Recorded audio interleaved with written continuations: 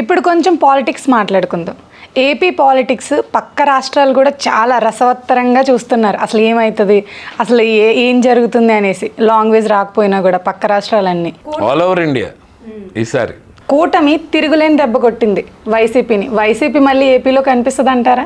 Doubt ఇంకొన్నాళ్ళు పోతే అలాంటిది ఓ party ఉందని కూడా మర్చిపోతారు జనాలు, నాకు తెలుసు. అసలు వైసీపీ ఓడిపోవటానికి అసలు కారణాలు ఏంటి? ఒకవేళ గుర్తుంటే కూడా వాళ్ళు చేసిన అరాచకాలన్నీ గుర్తుండాలి. చాలా ఇష్టం వచ్చినట్టు మాట్లాడారు కదా పవన్ కళ్యాణ్ గారిని, రోజా గారు కావచ్చు, జగన్ గారు కావచ్చు. అసలు అసెంబ్లీ గేట్ కూడా తాకనివ్వము అలా ఇలా అనేసి అన్నారు. అదే అమ్మా, ఇప్పుడు ఇంతకుముందు ఎలా ఉండేదంటే పాపం చేస్తే ఎప్పుడో శిక్ష పడేది ఇది అదే అని. ఈనాటి కర్మ మర్నాడే ఇప్పుడు మారిపోయింది మొత్తం. సో అంటే వాళ్ళు చేసింది వాళ్ళకి, ఇప్పుడు వీళ్ళు గెలిచారు, కూటమి గెలిచింది అనడం కన్నా వైసీపీ కూటమిని గెలిపించింది అనాలి. యాక్చువల్లీ వైసీపీయే కూటమిని గెలిపించింది. రాక్షస రాజ్యం అంటే నిజంగానే నాకు తెలిసి ఇప్పుడు మీరు యమదొంగ సినిమా చూసారా? చూసాను. యమదొంగ సినిమాలో యంగ్ యముడికిను పాత యముడికి ఇద్దరికి ఓటింగ్ జరుగుతుంది. అవును. యమలోకంలో ఎవరు యముడు ఇది అని చెప్పి.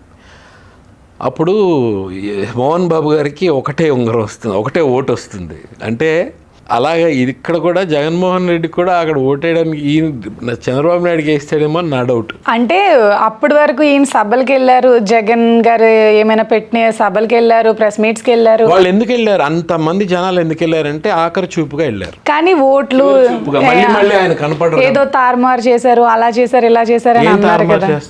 ఆయన అన్నారు కదా జగన్ గారు, ఏమని మేమే గెలుస్తాం, ఒక్క సీటు కూడా రానివ్వమని చాలా గట్టిగా చెప్పారు. మరి 2019లో తారుమారు చేశారు, అందుకే గెలిచామని ఎందుకనలే?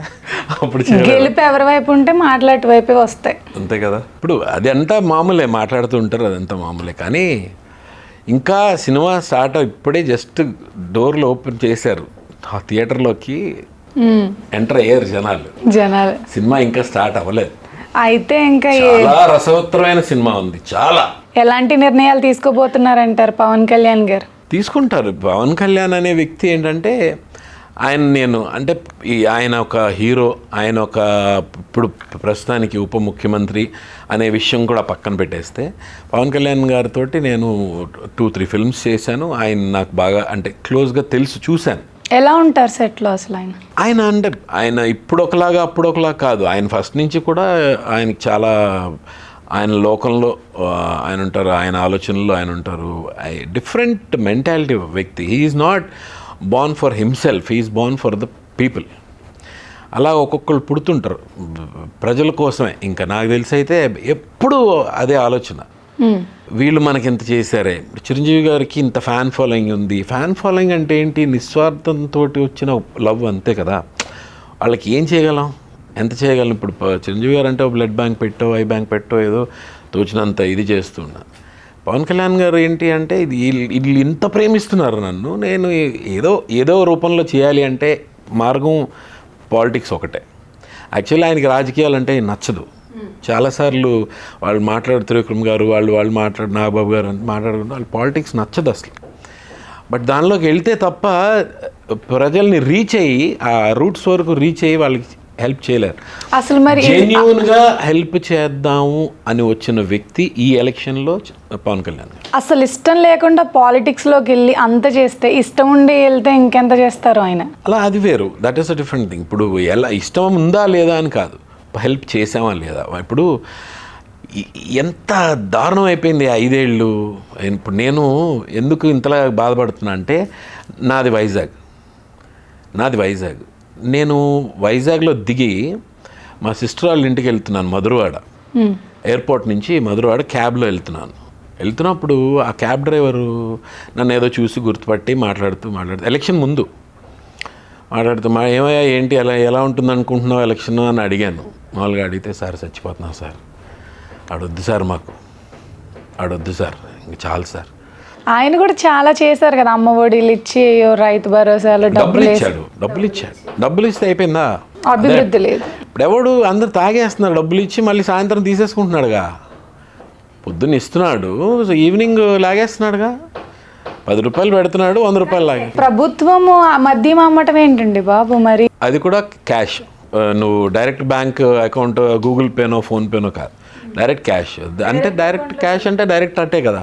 ఇప్పుడు ఇదంతా కాదు. ఈ పతనానికి మూల కారణం ఎక్కడ తెలుసా? Main TTD.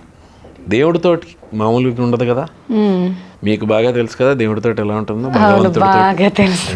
కాబట్టి భగవంతుడితోనే ఆటలాడేసుకున్నాడు. ఆడుకున్నారు. మరి భగవంతుడి పేరు చెప్పుకుని సంపాదించడం మొదలుపెట్టారు. ₹10,000 టికెట్, ₹500కే మనకి రిసీట్ ఇస్తారు. 4,500 ఎక్కడికి? ₹500కి రిసీట్ ఇస్తారు. 4,500 డైరెక్ట్ అకౌంట్, సీఎం అకౌంట్. మరి అలా చేసినప్పుడు మరి ఏం చేశారంటారు ఈ డబ్బంతా? అసలు ఏం చేశారంటే ప్యాలెస్లు ఇప్పుడు కడుతుంటే అవన్నీ వాళ్ళు మొత్తం అంతా దాచుకున్నారు. లండన్లు గిండెలు పంపించుకున్నాడు ఆయన. ఎవ్రీథింగ్ సెట్ చేసుకున్నాడు. ఓడిపోయినా కూడా ఆయన మొత్తం ఒక 10 తరాలు 20 తరాలకు సరిపడా ఆల్రెడీ సెట్. ఏముంది ఇప్పుడు? ఇంకేముంది? ఏముండదు ఇంకా. అది ఇంకా కనుమరుగు అయిపోయినట్టే. ఇంక వైసీపీ కనిపించదు అంటారు. అలా కనిపించేటట్టయితే అట్లీస్ట్ ఇప్పుడు 40% ఓట్ షేర్ ఉంది, 40% ఓట్ షేర్ ఉంది అండి. ఆయన ఏం చేసినా పర్లేకపోయి ఉండేదండి. కొంచెం రోడ్లు వేసి, ఆ ఇసుక ప్రభుత్వం చేసేసి, మద్యాన్ని ప్రభుత్వం చేసేసి అనుకుంటూ పోతే ప్రతిదీ ప్రతి ఒక్క ఇప్పుడు పవన్ కళ్యాణ్ గారు ఆ వారాహి ఎక్కి అంతలాగా అరిచి గొంతు చిరిగిపోయేలాగా అరవాల్సిన అవసరం ఏంటి ఆయనకి? అసలు ఫస్ట్ ఆఫ్ ఆల్ ఆయనకి అంత చేయాల్సిన అవసరం లేదు. ఆయన కంఫర్టబుల్ లైఫ్ ఉంది. ఆయన అసలు అంత మాట్లాడాల్సిన అవసరం లేదు. జగన్ నిన్ను అని అంతలాగా ఎందుకు? ఇప్పుడు డైరెక్ట్ విరోధం ఏమైనా ఉందా జగన్ తోటి? ఆయనకి లేదు కదా. జనాల్ని ఇలా పీడించుకు తింటున్నాడనే కదా ఆయన ఆవేదన అంతా, అదే కదా. రక్తం తాగేస్తాడు. ఇప్పుడు ఎవరో ఒక సోకాల్డ్ యాంకర్ ఎవరో నాకు కూడా తెలుసు. నేనైతే చూడలేదు ఎవరికి హెల్ప్ చేయడం. నువ్వు చూడకపోతే అది నీ ప్రాబ్లం. అది ఎంతమంది ఆయనకి ఎలాంటి వ్యక్తి అంటే, పేపర్ నేను డైరెక్ట్ చూసింది చెప్తున్నా. ఊరికే ఆఫీస్లో కూర్చుని ఉంటే ఆయన ఊరికి పేపర్ చదువుతుంటే ఎవరితో ఎడ్యుకేషన్, విజయనగరం సైడ్ ఎవరో అమ్మాయి ఎడ్యుకేషను ఎవరైనా హెల్ప్ చేస్తే ఎడ్యుకేషన్ కంటిన్యూ చేస్తే రిక్షా తొక్కుకునే అతని కూతురు. నా ఎదురుగా జరిగిన ఇన్సిడెంట్ ఇది చూసి వాళ్ళ మేనేజర్ను ఎవరినో పిలిచి ఈయన అడ్రస్ కనుక్కో ఒకసారి అన్న.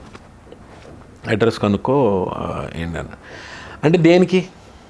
ఆయనకి దేనికి? ఆ అడ్రస్ కనుక్కో అన్నంతవరకే నాకు తెలుసు. ఆ తర్వాత ఏమైందో నాకు తెలియదు. మంచి చేయడానికి అయితేనే కదా. ఆవిడ చదువుకోవడానికి డబ్బులు లేవు, ఎవరైనా హెల్ప్ చేస్తే నా ఎడ్యుకేషన్ ముందుకెళ్ళి. ఆయన అయితే చాలా చేశారు కానీ ఎవరికి కనిపించనివ్వరు. అంటే ఆయన పబ్లిసిటీ కాదు కదా, ఆయనకి ఇష్టం లేదు. అది చేసుంటే ఈ పాటికి ఫస్ట్ టైమే బోల్డ్ పడిపోయేవి. ఓడిపోయేవాళ్ళు కాదు 2 చోట్ల.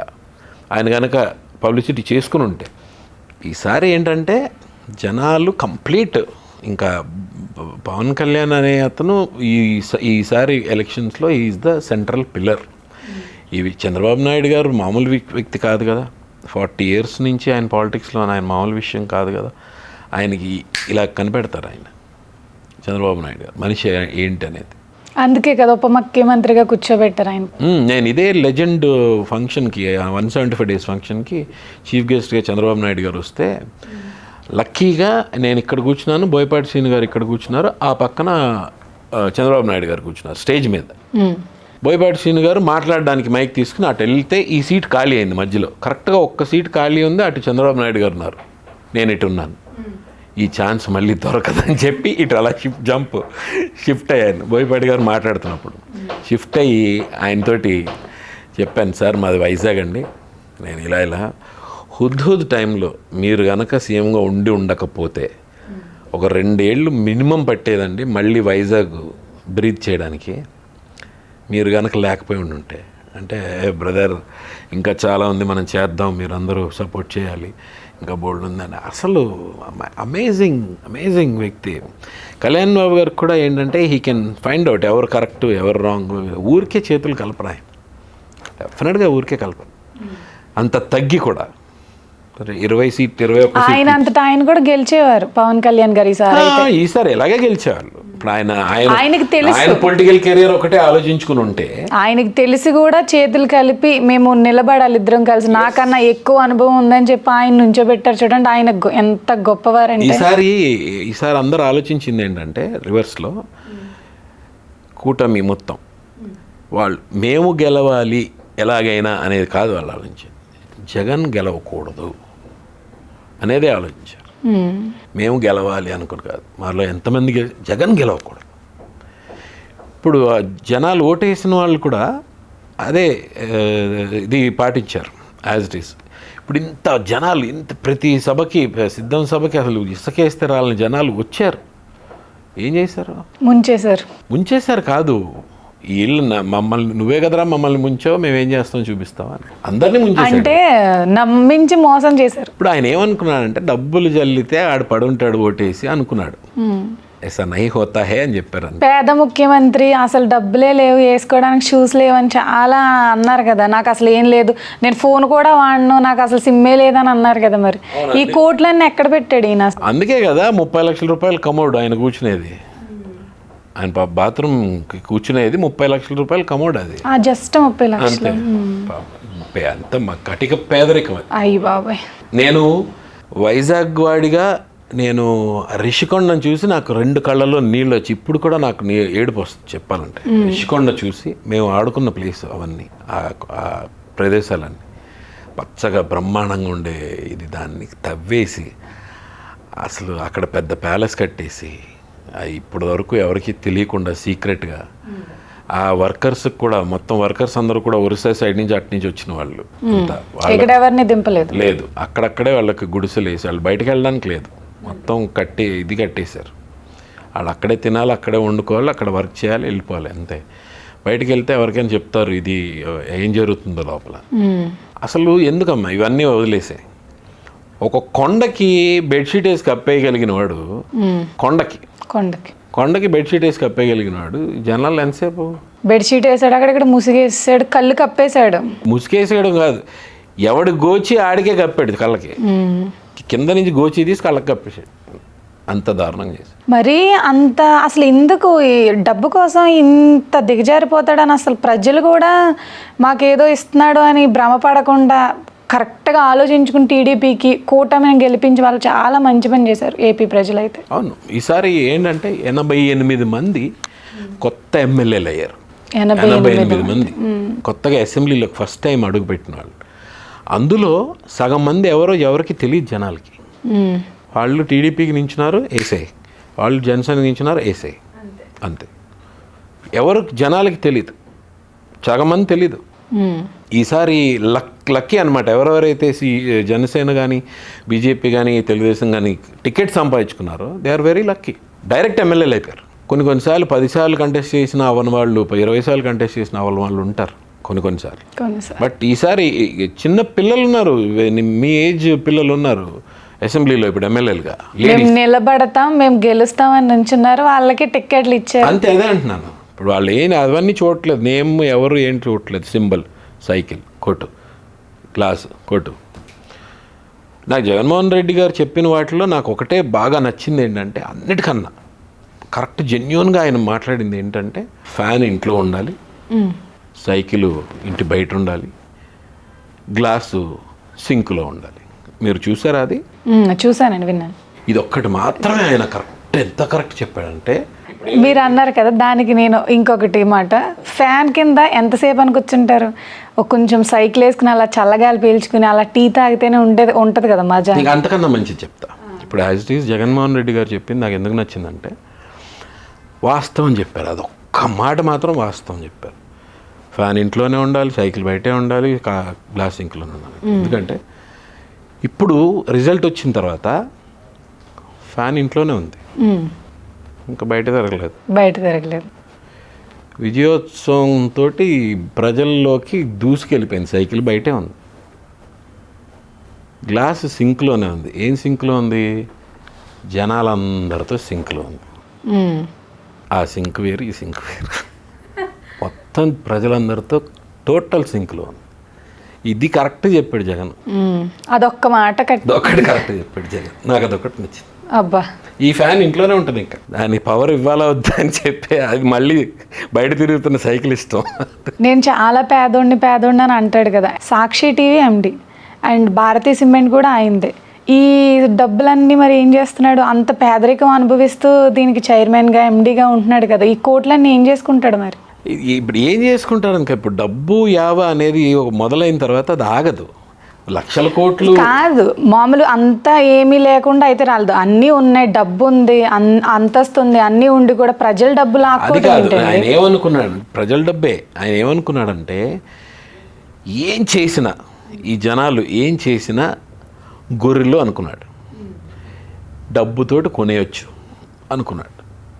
ఇంకొక అతను గోరెంట్ల అనిలో ఎవరో డైరెక్ట్ అన్నాడు కూడా, మేము కొంటామయ్యా, డబ్బులు ఇచ్చి కొంటాం, మీకు దమ్ముంటే మీరు కొనండి, ఓటుకి 5,000 ఇస్తాం, 10,000 ఇస్తాం, మీకు దమ్ముంటే ఇవ్వండి, మా దగ్గర ఉంది, మేము కొంటాం అన్నాడు డైరెక్ట్గా.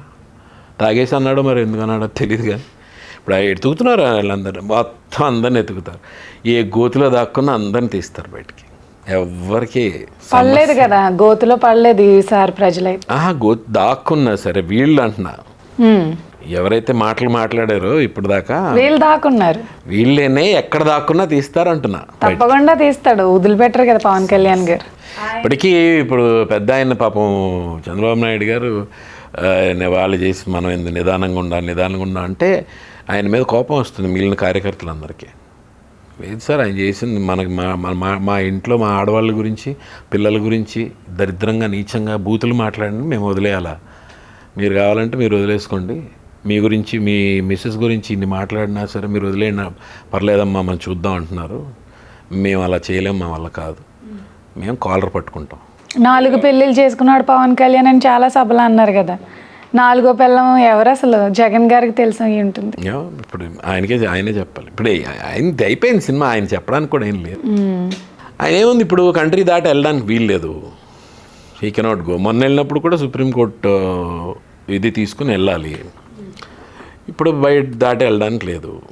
ఆయన ఎక్కడికి ఏ కంట్రీలోకి వెళ్తాడో ఎందులోకి వెళ్తాడో అనేది కర్మ రాసేసింది ఆల్రెడీ. So very soon. చూసారు కదండి సమీర్ గారితో అనంత టీవీ చిట్ చాట్. మళ్ళీ మంచి ఎపిసోడ్తో మళ్ళీ మీ ముందుకు వస్తాను. నమస్కారం.